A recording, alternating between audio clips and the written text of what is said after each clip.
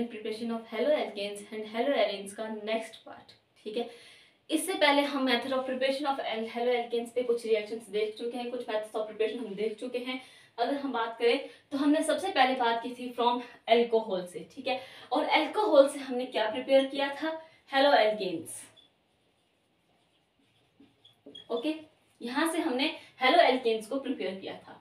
Hydrocarbon में हमने सबसे पहले फ्री रेडिकल हेलोजिनेशन लिया था, जिसमें हमने अगेन हेलो एल्केन्स की फॉर्मेशन देखी थी, क्लोरिनेशन ऑफ मीथेन देखा होगा। ठीक है, हेलो एल्केन की फॉर्मेशन देखी थी। बात करें अगर electrophilic substitution reaction and sandwich reaction के, तो इसमें हमने प्रिपेयर किया था हेलो एरेन्स। ठीक है, एक चीज और, ये सारी की सारी रिएक्शन कोई भी मैंने अपनी ओर से नहीं की, ये सारी एनसीईआरटी में गिवन है। ठीक है, आप एनसीईआरटी उठाइए, एनसीईआरटी में क्लास 12th में पार्ट 2 है जो बुक, उसमें ये सारी की सारी रिएक्शंस गिवन है।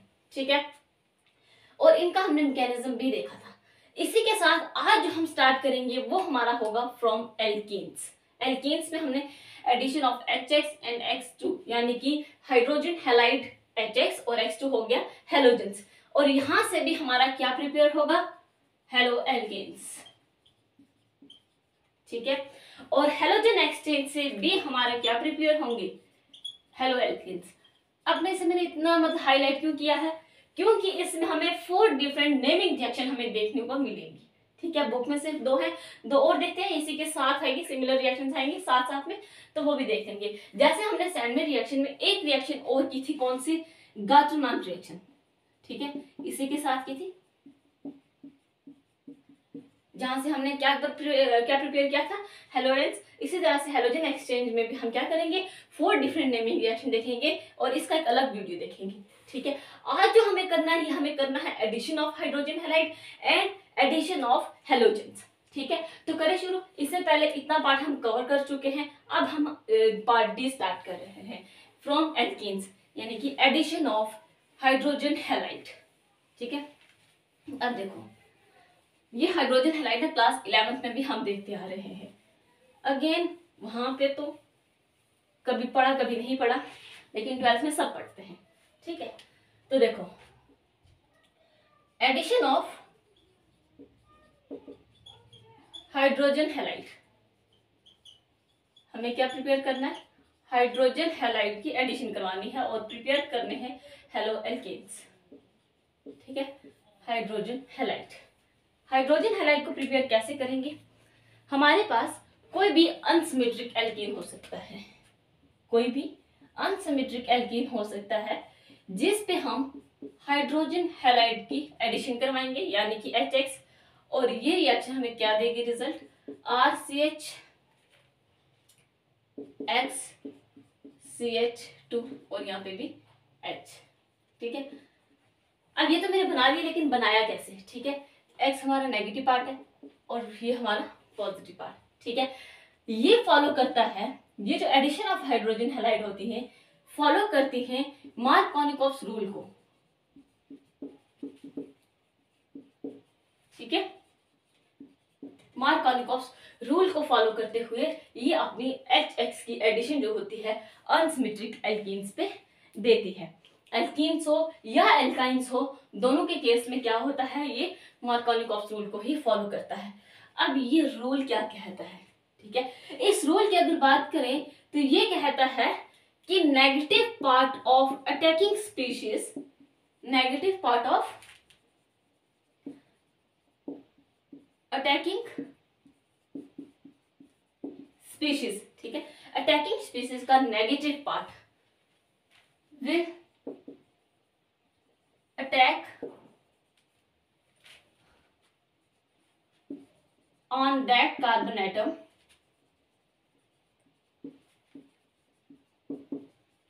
which has less number of hydrogen atom, less number of hydrogen atom in unsymmetric alkenes और एल्काइंस। ठीक है, ये एल्कीन्स में भी हो सकता है और एल्काइंस में। ठीक है, क्योंकि अनसिमेट्रिक होना चाहिए, ठीक है। मार्कोनिकॉफ रूल ये कहता है कि अटैकिंग स्पीशीज का नेगेटिव पार्ट उस कार्बन के पास जाएगा जिसके पास less number of hydrogen atom होते हैं, ठीक है। यानी कि हाइड्रोजन उसके पास जाएगा जिसके पास, उस कार्बन के पास जिसके पास ऑलरेडी नंबर ऑफ हाइड्रोजन ज्यादा होंगे, ठीक है। ये तो कहता है मार्कोनिकॉफ रूल्स की नेगेटिव पार्ट कहाँ जाएगा, वहां जिसके पास less number of hydrogen atom होते हैं, ठीक है। एग्जाम्पल देखते हैं। CH3 CH double bond CH2 plus हमारे पास आ जाता है HCl, ठीक है। इसमें नेगेटिव स्पीशीज कौन सी है, क्लोरीन, पॉजिटिव हाइड्रोजन। क्लोरीन किसके पास जाएगा, जिसके पास लेस नंबर ऑफ हाइड्रोजन होंगे, और लेस नंबर ऑफ हाइड्रोजन इस वाले कार्बन के पास है, यानी कि क्लोरीन यहाँ पर आएगा। CH3 CH यहाँ पे आ जाता है क्लोरीन, अगेन जो हमारा हाइड्रोजन हुआ वो इसके पास आ गया, ठीक है। और यही हमारा क्या बनता है, मार्कोनिकॉफ रूल्स में ये हमारा एक मेजर प्रोडक्ट बनता है, ठीक है। ये तो हमने देख लिया। अब ना इसी मार्कोनिकॉफ रूल्स का जो ये रिएक्शन हमने की, इसी की हम करते हैं क्या, मैकेनिज्म, ठीक है। मैकेनिज्म हम क्लास 12th में देख चुके हैं। एनसीईआरटी 12th में ये चीज मैकेनिज्म नहीं दिया हुआ है, लेकिन एक बार देख लेते हैं, क्योंकि चीजें जितनी इजी होंगी उतने इजीली हमें समझ जाएंगी, ठीक है। तो इसी वाली रिएक्शन का हम मैकेनिज्म देखते हैं। देखो हमारे पास क्या रिएक्शन थी, हमने क्या ली थी, CH3 CH double bond CH2 plus HCl gives out to CH3 CH, यहाँ क्लोरीन CH3, ठीक है। यही रिएक्शन थी। अब देखो मैकेनिज्म ऑफ मार्कोनिकॉफ्स रूल, ठीक है। या मार्कोनिकॉफ, एज पर मार्कोनिकॉफ किस तरह से एडिशन होती है हम वो इसको देखते हैं, ठीक है। सबसे पहले HCl है हमारे पास, ये H positive plus Cl negative में चला जाएगा, ठीक है, इतना तो पता है। अब देखो हमारे पास है CH3 CH double bond CH2, ठीक है। अब ना इसके पास दो पॉसिबिलिटी है कि ये क्लोरीन इसके पास भी आ सकता है, इसके पास भी आ सकता है, क्योंकि जो इलेक्ट्रॉन है वो हो सकता है इसके पास मूव कर जाए या इसके पास मूव कर जाए, ठीक है। अब देखो अगर इलेक्ट्रॉन्स इस वाले कार्बन के पास मूव करेंगे तो इस पे आ गया नेगेटिव चार्ज और इस पे आ गया पॉजिटिव चार्ज, ठीक है। और अगर इसने इस वाले कार्बन पे मूव किया तो ये आ गया CH3 CH, यहाँ पे पॉजिटिव चार्ज और यहाँ पे आ जाता है नेगेटिव चार्ज, ठीक है। अगर इलेक्ट्रॉन इस कार्बन पे मूव करेगा तो पॉसिबिलिटी हमारे पास ये आएगी कि यहाँ पे नेगेटिव चार्ज, और अगर इस कार्बन पे मूव करेगा तो यहाँ पर आ जाएगा नेगेटिव चार्ज। अब अगर ध्यान से देखें तो जो हमारा ये वाला कार्बोकेटाइन बना, ये कौन सा बना, प्राइमरी कार्बोकेटाइन, ठीक है। ये हमारा कौन सा कार्बोकेटाइन बना, प्राइमरी कार्बोकेटाइन। और अगर इसकी बात करें तो ये हमारा बना सेकेंडरी कार्बोकेटाइन, ठीक है। अब कार्बोकेटाइन एक रिएक्टिव इंटरमीडिएट है, जिसमें हमने ये देखा था कि कार्बोकेटाइन का अगर स्टेबिलिटी ऑर्डर की बात करें तो वो ये आता है, ठीक है। स्टेबिलिटी ऑर्डर ये आता है, ये है कार्बोकेटाइन का। अब अगर इन दोनों में स्टेबल देखें तो सेकेंडरी जो है वो मोर स्टेबल आता है और प्राइमरी जो है ये लेस स्टेबल आता है। इसका मतलब ये वाला जो हमारा ये क्या है, मोर स्टेबल प्रोडक्ट हमारा यही बनेगा, ठीक है। ये क्या बनेगा, मोर स्टेबल प्रोडक्ट, और ये हमारा लेस स्टेबल प्रोडक्ट बनेगा, ठीक है। अब जो हमारे पास क्लोरीन था ना Cl नेगेटिव, इसने इसके पास चले जाना, नेगेटिव स्पीशीज है तो पॉजिटिव के पास जाएगी ये, ठीक है। क्लोरीन यहाँ पे आ गया और हाइड्रोजन जो था वो इस वाले कार्बन के पास आ जाता है, यहाँ पे ये क्या बन गया, chlorine. H negative, sorry H positive था, वो क्या करता है इस वाले के पास आ जाता है और ये लेस स्टेबल होता है, ठीक है। सिमिलरली यहाँ अगर हम बात करें तो Cl नेगेटिव जो होता है ये क्या करता है, इस वाले के पास जाएगा, सेकेंडरी कार्बोकेटाइन CH, यहाँ पे आ जाता है क्लोरीन और यहाँ पे CH2 नेगेटिव। हाइड्रोजन था हमारे पास H पॉजिटिव और ये क्या करता है CH Cl, यहाँ पे आ जाता है हाइड्रोजन, ठीक है। ये बन गया हमारे फाइनल प्रोडक्ट्स दोनों में, ठीक है। हमने कहा कि ये हमारा बना क्या, लेस स्टेबल, और ये बना हमारा मोर स्टेबल। ठीक है, जो लेस स्टेबल होता है ये हमारा बनाता है माइनर प्रोडक्ट। ठीक है, ये हमारा क्या बना देता है, माइनर प्रोडक्ट। और अगर बात करें जो हमारा मोस्ट स्टेबल कार्बोकेटाइड है ये बना देता है मेजर प्रोडक्ट। ठीक है, तो इस तरह से अकॉर्डिंग टू मार्कोनिकॉफ रूल जो हमारा मेजर प्रोडक्ट बनता है वो कौन सा बनता है, दिस वन। ठीक है, ये और ये प्रोडक्ट बिल्कुल सेम है, ये हमारा मेजर प्रोडक्ट और ये हमारा माइनर प्रोडक्ट। ठीक है, ये एक अनसिमेट्रिक एल्कीन पे ही ये रूल फॉलो किया जाता है। सिमिलरली अगर हम ये कहें कि जैसे हमने यहाँ पे स्ट्रेट चेन ली, ठीक है, जैसे हमने स्ट्रेट चेन ली, ऐसे अगर हमारे पास कोई ब्रांच कंपाउंड हो, कोई ब्रांच चेन हो, तब हम क्या करेंगे, उसमें भी हम ये रूल देखते हैं। ठीक है,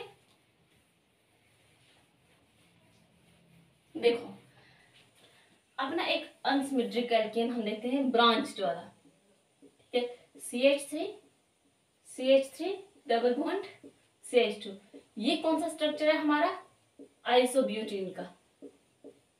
ठीक है, and as per Markovnikov rule इसकी बी एडिशन करवा लेते हैं हम, तो यहाँ पे क्या होगा, नेगेटिव पार्ट उसके पास जिसके पास लेस नंबर ऑफ हाइड्रोजन होते हैं।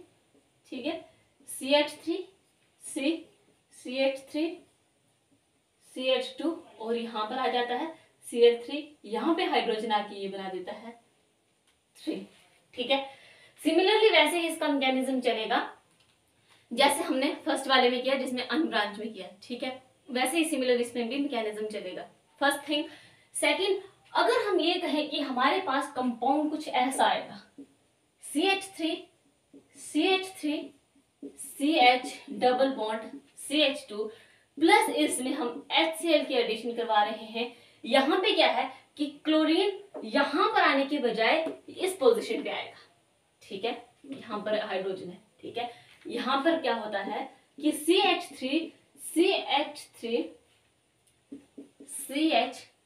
CH3 क्लोरीन इस पोजीशन पे आता है, यहाँ पे एक हाइड्रोजन, और मार्कोनिकॉफ रूल के अकॉर्डिंगली क्लोरीन को यहाँ आना चाहिए था। ठीक है, रूल के अकॉर्डिंगली क्लोरीन को वहां जाना चाहिए जिसके पास क्या है, लेस नंबर ऑफ हाइड्रोजन है मगर अनसिमेट्रिक एल्कीन्स में। ठीक है, और यहाँ पर जो हमारा अनसिमेट्रिक पार्ट है वो सिर्फ इतना सा है, यानी कि क्लोरीन और हाइड्रोजन जो भी ऐड होंगे वो यहाँ पे होंगे सॉरी, जो भी ऐड होंगे वो यहाँ पे होंगे, क्लोरीन वहां जाएगा जिसके पास लेस नंबर ऑफ हाइड्रोजन होने चाहिए थे, यानी कि हमारा प्रोडक्ट तो ये बनना चाहिए था, लेकिन ये ना बनने की बजाय हमारा मेजर प्रोडक्ट जो है वो ये बनता है। ठीक है, हमारा मेजर प्रोडक्ट ये बनता है, यानी कि क्लोरीन कहाँ पे चला जाता है, इसके पास आ जाता है, इस वाले कार्बन के पास। ठीक है, और हमारा ये वाला प्रोडक्ट जो होता है ये नहीं बनता, ये हमारा मेजर प्रोडक्ट। ठीक है, इसका मैकेनिज्म हम देखते हैं, इस वाले का मैकेनिज्म बिल्कुल सिमिलर वैसे ही है जो इससे पहले हम रिएक्शन कर चुके हैं, एज इट इज इसका मैकेनिज्म चलेगा, लेकिन इसका मैकेनिज्म हम एक बार देख लेते हैं, क्योंकि इस रिएक्शन में प्रोडक्ट तो हमारा ये बनना चाहिए था, लेकिन ये ना बनने के बजाय हमारा प्रोडक्ट ये बनता है। ठीक है, तो एक बार हम इसका मैकेनिज्म देख लेते हैं इस रिएक्शन का, देन हम नेक्स्ट मूव करेंगे। जैसे मार्कोनिकॉफ रूल है ना, ऐसे ही एंटी मार्कोनिकॉफ रूल है, उसके बारे में भी पढ़ेंगे, लेकिन उससे पहले हम मार्कोनिकॉफ रूल के बारे में देख लेते हैं। हमने क्या रिएक्शन देखी, हमारे पास CH double bond CH2 plus हम इसमें HCl करवा रहे हैं और मार्कोनिकॉफ रूल के इसमें मैकेनिज्म देखेंगे। ठीक है, CH3 यहाँ पे 2 और यहाँ पे क्लोरीन। ठीक है, ये हमारा प्रोडक्ट बनना चाहिए था, जबकि रूल के अकॉर्डिंगली क्लोरीन को यहाँ आना चाहिए था। ऐसा नहीं हो रहा, हमारा मेजर प्रोडक्ट ये क्यों बन रहा है, इसको हम देखते हैं मैकेनिज्म से। ठीक है, मैकेनिज्म से देखते हैं। सबसे पहले हमारे पास जो कंपाउंड है वो CH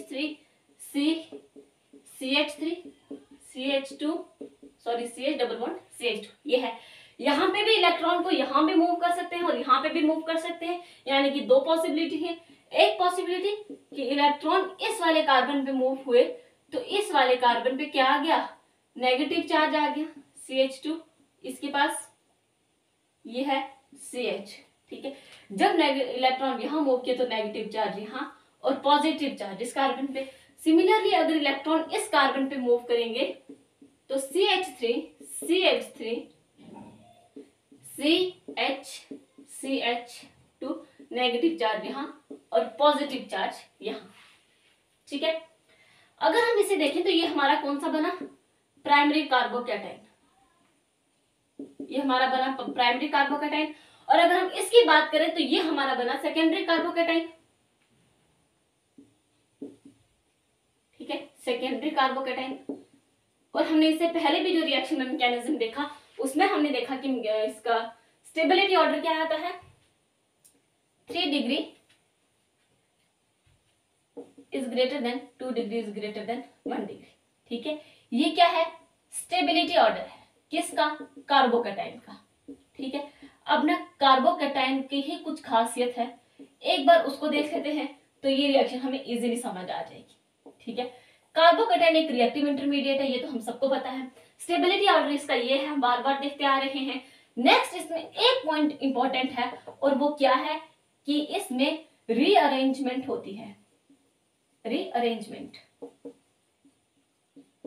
ये रीअरेंजमेंट होती है। और इस रीअरेंजमेंट में एक ऑर्डर है कि इसमें सबसे पहले हाइड्रोजन, फिर फिनाइल और फिर इसमें अल्काइल ग्रुप जो होते हैं रीअरेंज होने चाहिए। अगर मतलब हाइड्रोजन है तो सबसे पहले हाइड्रोजन, हाइड्रोजन नहीं है तो फिनाइल, और अगर फिनाइल भी नहीं तो कोई भी अल्काइल ग्रुप, और अल्काइल ग्रुप में भी किस तरह से, tertiary is greater than secondary is greater than primary.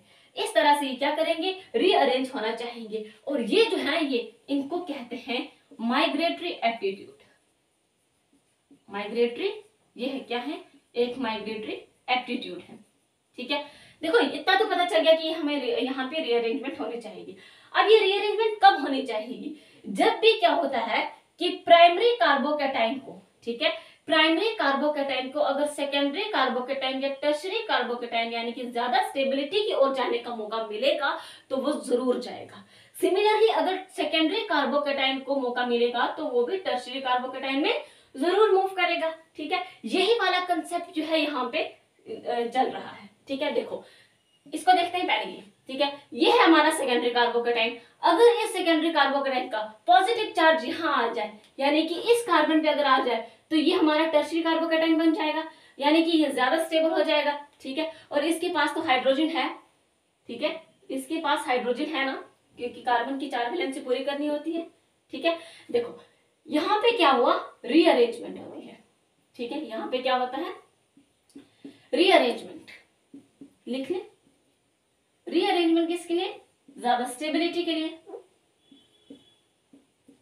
तो यहाँ पे होती है रीअरेंजमेंट, यहाँ का हाइड्रोजन यहाँ मूव करेगा और यहाँ का पॉजिटिव चार्ज इसके पास आ जाएगा, CH3 CH3 CH CH2 negative, ठीक है।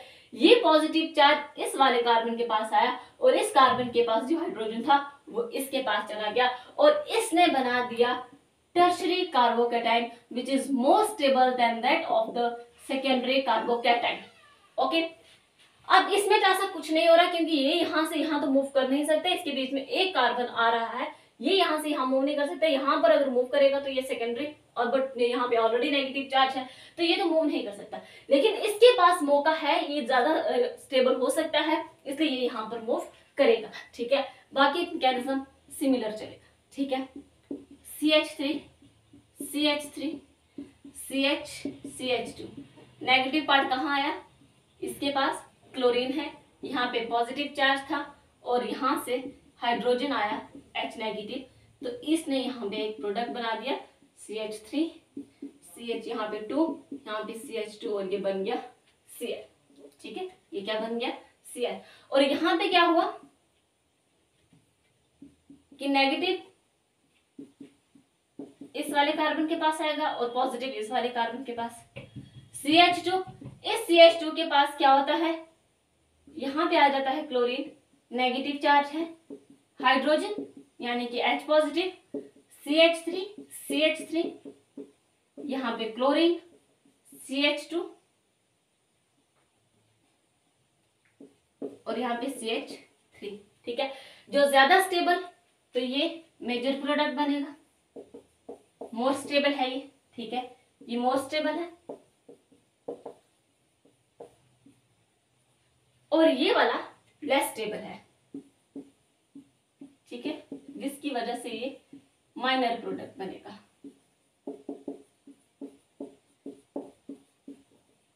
ये क्या कौन सा बनेगा, माइनर प्रोडक्ट। एक सिर्फ कार्बोकेटाइन की खासियत है जिसकी वजह से क्या होता है, यहाँ पे सेकेंडरी कार्बोकेटाइन के बजाय यहाँ पे टर्शरी कार्बोकेटाइन जो एज अ मेजर प्रोडक्ट बनता है। ठीक है, तो ये तो आ गया मार्कोनिकॉफ रूल। ठीक है, अब ना इसमें क्या होता है, एक एंटी मार्कोनिकॉफ रूल भी होता है। ठीक है, अब वो रूल देखें क्या होता है। एंटी मार्कोनिकॉफ रूल जो होता है ना, ये सिर्फ और सिर्फ HBr के साथ ही होता है, उसमें ना ही HCl चलेगा और ना ही HI चलेगा, और उसके साथ साथ हमें उसमें एक परऑक्साइड की भी जरूरत पड़ती है। ठीक है, एंटी मार्कोनिकॉफ रूल। और एंटी कहा है तो यानी कि मार्कोनिकॉफ रूल का बिल्कुल अपोजिट होगा, मार्कोनिकॉफ रूल। देखो सबसे पहला पॉइंट है कि it is opposite to that of Markovnikov rule.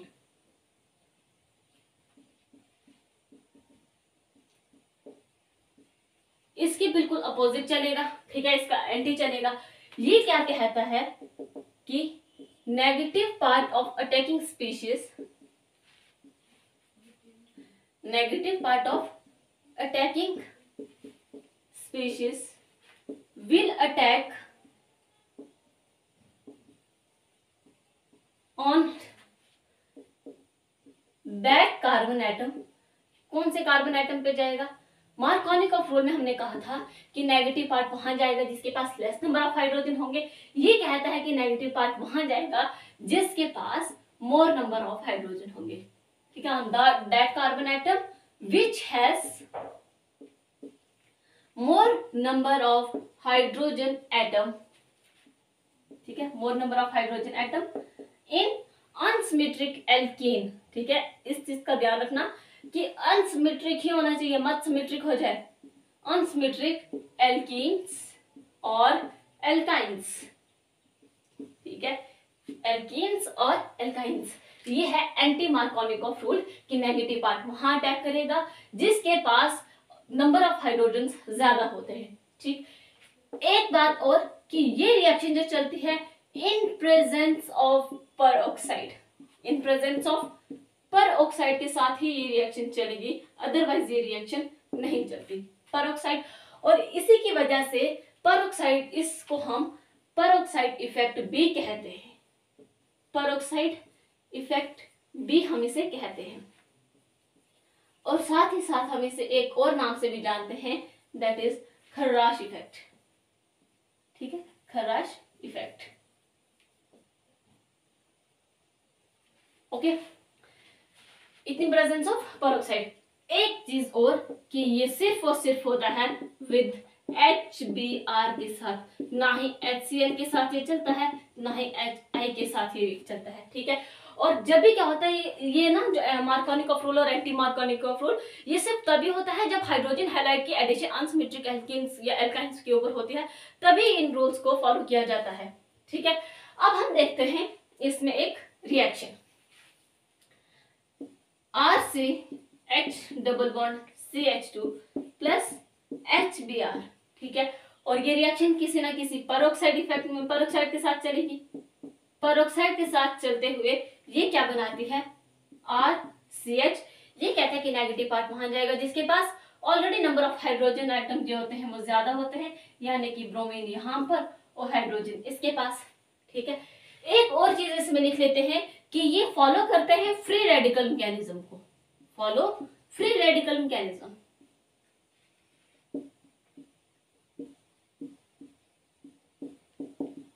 ठीक है, ये क्या करते हैं, फ्री रेडिकल मैकेनिज्म को फॉलो करते हैं। अब ये परऑक्साइड है ना, ये जनरली जो परऑक्साइड यूज किया जाता है ये बेंजोइल परऑक्साइड होता है। ठीक है, कौन सा, C6H5 C double bond O C double bond O C6H5। ठीक है, एक तो इसे इस तरह से लिखा जाता है, इसे इस तरह से भी लिखा जाता है C6H5 C double bond O2 और यहाँ पे भी 2। ठीक है, इसे इस तरह से भी लिखा जाता है। जनरली जो होता है वो ये वाला यूज करते हैं, वरना एक और भी होता है H2O2 ये वाला। ठीक है, इसे भी यूज करते हैं। जनरली हम ये देखते हैं। इसी रिएक्शन का अब हम करेंगे मैकेनिज्म। ठीक है, एंटी मार्कोनिकॉफ रूल में हम ये चीज देख रहे हैं जिसमें हम पेरोक्साइड इफेक्ट की प्रेजेंस में रिएक्शन चलती है। इसका अब हम क्या देख रहे हैं, मैकेनिज्म देखते हैं। देखो सबसे पहले हमें पता है मैकेनिज्म देखते हैं हम इस रिएक्शन का, ठीक है। C6H5 C double bond O C double bond O C6H5, ठीक है। ये क्या है, बेंजोइल पेरोक्साइड, ठीक है। किसी ना किसी पेरोक्साइड के साथ रिएक्शन चलेगी, बेंजोइल पेरोक्साइड। इसे ना PH भी लिखा होता है इस तरह से, इस तरह से भी इसे लिखा होता है, ठीक है। अब देखो हमने कहा कि ये जो एंटी मार्कोनिकॉफ रूल है ये फ्री रेडिकल मैकेनिज्म को फॉलो करता है, ठीक है। फ्री रेडिकल मैकेनिज्म क्या होता है कि दोनों तरफ इलेक्ट्रॉन्स इक्वली डिस्ट्रीब्यूट हो जाते हैं, ठीक है। यानी कि जितने इसके पास उतने उसके पास चले जाएंगे। तो ये क्या करेगा, प्लस H भी आ रही है इसमें, ठीक है। ये क्या करेगा, C6H5 C double bond O, ठीक है। ये दो होंगे, इस तरफ भी यही होगा, तो ये इस तरह से ब्रेक हो गया, ठीक है। इस तरह से हम लिख सकते हैं ना, दो ब्रेक हो गया, एक इलेक्ट्रॉन इसके पास एक इलेक्ट्रॉन इसके पास, तो इसमें C6H5 C double bond O और O के साथ एक रेडिकल, ठीक है। इसमें फर्दर देखो ट्वाइस ऑफ C6H5, यहां पर क्या होता है कि अगेन इलेक्ट्रॉन की यहां पे क्या होती है, होमोलिटिक फिशन। ये हमने देखा था फ्री रेडिकल मैकेनिज्म में क्या होती है, होमोलिटिक फिशन हुई। तो यहां से क्या होता है कि C डबल बॉन्ड O और एक यहां पर आ जाता है फ्री रेडिकल, यहां पे आ जाता है फ्री रेडिकल, ठीक है। इतना समझ में आ गया। होमोलिटिक फिशन हो रही है, हमने कहा कि फ्री रेडिकल मैकेनिज्म फॉलो करता है, और फ्री रेडिकल मैकेनिज्म कहां चलता है, जहां पे होमोलिटिक फिशन हो रही है। और होमोलिटिक फिशन क्या हुआ कि इक्वली कंट्रीब्यूशन होती है इलेक्ट्रॉन की, ठीक है। दो तरह की फिशन होती है, एक होती है हेट्रोलिटिक, एक होती है होमोलिटिक। हेट्रोलिटिक में क्या होता है कि इलेक्ट्रॉन जो होते हैं सारे के सारे एक ही कार्बन की ओर मूव कर जाते हैं, जबकि होमोलिटिक में ऐसा नहीं होता। होमोलिटिक में क्या होता है कि इलेक्ट्रॉन्स की जो है वो इक्वल शेयरिंग ऑफ इलेक्ट्रॉन्स होती है, ठीक है। अब यहाँ पे जो C6H5 आया ना, ये क्या करेगा, HBr से H ले देगा और ये बना देगा C6H6 प्लस Br, रेडिकल की फॉर्म में बाहर चला जाएगा, ठीक है। फ्री रेडिकल मैकेनिज्म के 3 स्टेप होते हैं, कौन कौन से, सबसे पहले रेडिकल को जनरेट करना, देन उसी को प्रोपोगेट करना और फिर उसी चेन को टर्मिनेट कर देना, ठीक है। अब देखो हमारे पास क्या है, जो हमने कंपाउंड लिया था वो कौन सा था, CH3, कोई भी R लिया था हमने, C ले लेते हैं, CH3 C double bond CH2, ठीक है। यहाँ पे CH3 CH double bond CH2, ठीक है, 1 2 3 4, ठीक है। प्लस हम ले लेते हैं इसमें HBr, ठीक है। इससे भी ब्रेक होने के इसके पास 2 डिफरेंट पॉसिबिलिटीज हैं, एक ये, ठीक है, यहां पे भी है, यहां पे भी है, ठीक है। दोनों के पास क्या चलेंगे, free radical, CH free radical CH2 free radical, ठीक है। इतना चला गया। अब जो ये ब्रोमीन है ना, Br रेडिकल, जो ये वाला रेडिकल हमारा यहाँ पे गया, ये क्या करता है, या तो ये इस वाले कार्बन के पास आना प्रेफर करेगा या भी ये इस वाले के पास आना प्रेफर करेगा, ठीक है। जब ये Br रेडिकल, ब्रोमीन रेडिकल, मान लो यहाँ पर ये इसके पास आ जाता है, ठीक है, और यहाँ पर ये इस वाले कार्बन के पास आ जाता है, ठीक है। यहाँ पर ये इस वाले कार्बन के पास आया और यहाँ पर ये इस वाले कार्बन के पास आया, तो यहाँ पे जो हमारा रेडिकल बनता है, ठीक है, यहाँ पर हमारा रेडिकल बनता है सेकेंडरी फ्री रेडिकल, ठीक है। यहाँ पर कौन सा रेडिकल बना, सेकेंडरी फ्री रेडिकल। और अगर यहाँ बात करें तो यहाँ बनता है primary free radical, primary free radical, ठीक है। अगेन हमें अगर स्टेबिलिटी ऑर्डर फ्री रेडिकल में बात करें तो इसका ऑर्डर होता है 3 degree is greater than 2 degree is greater than 1 degree, ठीक है। यानी कि tertiary is greater than secondary which is greater than primary. अब अगर हम देखें तो हमारा रेडिकल सेकेंडरी रेडिकल और प्राइमरी फ्री रेडिकल में ज्यादा स्टेबल कौन सा हुआ? Secondary free radical. तो यहाँ पर क्या हुआ कि HBr से H रेडिकल आता है और वो क्या करता है, इस वाले कार्बन के पास आ जाता है, CH3 आगे ये CH2 बना देता है, CH2 और यहाँ पे Br, और इसी तरह से हम कहते हैं कि यहाँ पर बना CH3 CH Br, तो इसके पास ऑलरेडी है और यहाँ बन गया CH3। ठीक है, जो सेकेंडरी फ्री रेडिकल था ना, ये था हमारा मोर स्टेबल। ठीक है, ये क्या था हमारा? More stable. मोर स्टेबल होने की वजह से जो हमारा मेजर प्रोडक्ट बनता है वो कौन सा बनता है? ये वाला। ठीक है, ये हमारा बन गया मेजर प्रोडक्ट। ये हमारा लेस स्टेबल था और इसी की वजह से हम ये कहते हैं कि जो हमारा ये प्रोडक्ट है ये कौन सा बना? Minor product. ठीक है, तो इस तरह से हम क्या करते हैं, एंटी मार्कोनिकॉफ रूल की एडिशन करवा देते हैं, जिसमें हम देखते हैं कि हमारा माइनर प्रोडक्ट कौन सा बना और मेजर प्रोडक्ट कौन सा बनता है, क्योंकि सेकेंडरी जो होती है वो प्राइमरी से ज्यादा स्टेबल होती है। ओके, अब जैसे ही हमने हाइड्रोजन हैलाइड की एडिशन करवाई, जिसमें हमने दो डिफरेंट रूल्स की बात की, एक मार्कोनिकॉफ एक एंटी मार्कोनिकॉफ रूल। एक चीज और कि बुक्स में मैकेनिज्म गिवन नहीं है, एनसीईआरटी बुक जो 12th क्लास की है उसमें मैकेनिज्म गिवन नहीं है। ये सारा का सारा मैकेनिज्म पार्ट जो होता है 11th में होता है। ठीक है, तो चीजों को थोड़ा इजी वे में करने के लिए हम मैकेनिज्म भी देख लेते हैं। ठीक है, अब एडिशन ऑफ हाइड्रोजन हैलाइड के बाद नेक्स्ट जो हम बात करेंगे वो होगी एडिशन ऑफ हेलोजेंस।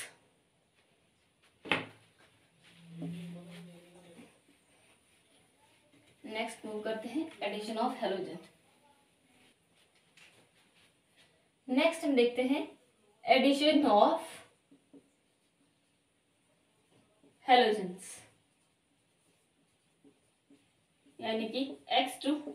ठीक है, अब देखो हेलोजन की एडिशन करवाते हैं। हमारे पास कोई भी एल्कीन आ जाता है, CH2 CH2, इसकी हम एडिशन X2 यानी कि मान लो Cl2 के साथ करवाते हैं और ये रिएक्शन होती है in the presence of the CCl4 के साथ। इसकी क्या होती है, ये रिएक्शन चलती है और यहां से क्या होता है कि एक क्लोरीन एक कार्बन के पास और दूसरा क्लोरीन दूसरे कार्बन के पास चला जाता है। ठीक है, इस तरह से क्या होती है, रिएक्शन चलती है और ये बना देते हैं विसिनल डाइहैलाइड्स। ठीक है, विसिनल डाइहैलाइड्स कौन से होते हैं? दो तरह के हैलाइड्स होते हैं, एक होता है विसिनल, एक होता है जेमिनल डाइहैलाइड। जब दो डिफरेंट एडिशन कार्बन्स पे अलग अलग पोजीशन पे क्या होता है, क्लोरीन कोई भी हेलोजन चला जाता है तो वो विसिनल बना देते हैं, और जब एक ही कार्बन पे जाते हैं तो वो जेमिनल डाइहैलाइड्स बनाते हैं, इस तरह से। ठीक है, अब देखो इसका ना मैकेनिज्म देखते हैं। मैकेनिज्म के अकॉर्डिंगली जो ये क्लोरीन है ना, ये ऊपर से आएगा, यहाँ पर होती है एंटी एडिशन। ठीक है, यहाँ पे क्या होती है, एंटी एडिशन होती है और इसी रिएक्शन का हम देखते हैं मैकेनिज्म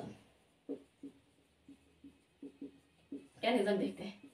ठीक है, हमारे पास है कोई भी एल्कीन CH2, ठीक है, प्लस हमारे पास क्लोरीन। ठीक है, प्लस हमारे पास क्या है, क्लोरीन। ये क्लोरीन क्या करेगा, एक कार्बन के पास गया, ये किस तरह से बनाएगा, CH2 तो है, ये एक क्लोरीन इसके पास आया और इन्होंने कुछ ऐसे बना दिया। ठीक है, एक क्लोरीन, यहाँ पे एक क्लोरीन पॉजिटिव में है और एक क्लोरीन नेगेटिव में है, तो ये क्लोरीन क्या करता है, इसके साथ एक आगे एक साइक्लिक कंपाउंड बना देता है और ये बना गया cyclic chloronium ion, cyclic chloronium ion, यानी कि एक हेलोनियम आयन जो है इन्होंने बना दिया। ठीक है, साइक्लिक है, क्लोरीन है और नियम एक पॉजिटिव स्पीशीज इसमें है। ठीक है, अब देखो जो है दूसरा क्लोरीन कौन सा, जो Cl नेगेटिव है। ठीक है, ये Cl नेगेटिव क्या करेगा कि ऊपर से आना प्रेफर करेगा और फिर ये यहां से चला जाए। ठीक है, ये यहां से क्या होता है कि ये नीचे से क्यों नहीं आता, ये ऊपर से क्यों आता है, नीचे से ये इसलिए आना नहीं चाहेगा क्योंकि क्लोरीन और क्लोरीन दोनों में लोन पेयर है। ठीक है, और लोन पेयर में रिपल्शन काफी ज्यादा होने लग जाती है, जिसकी वजह से स्टेबिलिटी में काफी फर्क आने लगता है और इसीलिए ये जो Cl नेगेटिव है, ठीक है, ये Cl नेगेटिव नीचे से आने के बजाय ऊपर से आएगा और ये मूव करते हुए इस तरफ ये बनेगा एक CH2 एक क्लोरीन इसके पास और एक क्लोरीन इसके पास, ठीक है। यानी कि यहाँ पर हो रही है एंटी एडिशन। क्या हो रही है? एंटी एडिशन हो रही है यहाँ पे, ओके, एंटी एडिशन। एक क्लोरीन नीचे वाली पोजीशन से, दूसरा क्लोरीन ऊपर वाली पोजीशन से आ रहा है। बना तो विसिनल डाइहैलाइड्स ही रहे हैं, लेकिन जो इनके आने के इनकमिंग ग्रुप होते हैं कि वो एक नीचे से आएगा एक ऊपर से, और दोनों एक साथ से क्यों नहीं आते? क्योंकि इनमें क्या होता है? रिपल्शन क्रिएट होने लग जाती है, ठीक है। तो इस तरह से क्या होती है? हैलोजन की एडिशंस होती हैं एल्कीन्स पे, ठीक है। तो यहाँ पर हम अपनी एडिशंस होते हैं, एडिशन ऑफ हाइड्रोजन हैलाइड्स और एडिशन ऑफ हैलोजेंस को यहाँ पे कंप्लीट करते हैं। इसके बाद हमारा एक पार्ट और रहेगा, और एक प्रिपरेशन जो हमारी रहेगी हैलोजन एक्सचेंज रिएक्शंस, वो हम नेक्स्ट लेक्चर में कवर करेंगे, ठीक है। और उसी के साथ हमारी प्रिपरेशन वहाँ पर कंप्लीट होंगी, यहाँ पर अभी कंप्लीट नहीं है। एक पार्ट हमारा और रहता है, एक लेक्चर और रहेगा इस पे, ठीक है। Thank you so much.